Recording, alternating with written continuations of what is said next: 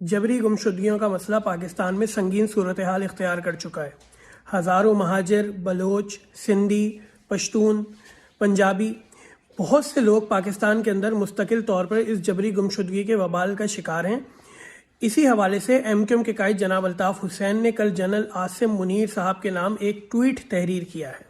جس میں انہوں نے درخواست کی ہے کہ جبری گمشدہ لوگ، لاپتہ لوگوں کو فوری طور پر بازیاب کرایا جائے تاکہ وہ بھی اپنے گھر والوں کے ساتھ آ کے عید اور دیگر تہواروں کو منا سکیں۔ ہم نے دیکھا کہ کس طریقے سے فوج کے سپاہی جو شہید ہوئے اور جو اس پوری جنگ کے اندر امن و امان کے لیے، شہریوں کے تحفظ کے لیے جنہوں نے اپنی جانوں کی قربانیاں دیں، کس طریقے سے ان کے گھر والے آ کر ان کی داستانیں سنا کر ان پہ فخر کرتے ہیں۔ لیکن وہ سپاہی جن شہریوں کے تحفظ کے لیے اپنی ڈیوٹی سر انجام دیتے ہیں، وہ شہری بھی اتنے ہی امپورٹنٹ ہیں اور ان کی جبری گمشدگیاں ایک قابل مذمت عمل ہے۔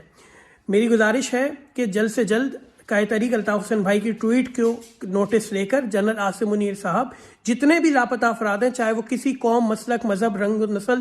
یا سیاسی وابستگی سے تعلق رکھتے ہوں، انہیں فوری طور پہ رہا کیا جائے، یا اگر ان کے اوپر جرم ہے تو انہیں کورٹ کے اندر پیش کیا جائے اور اس سنگین معاملے کو اب ختم کیا جائے۔ بہت شکریہ۔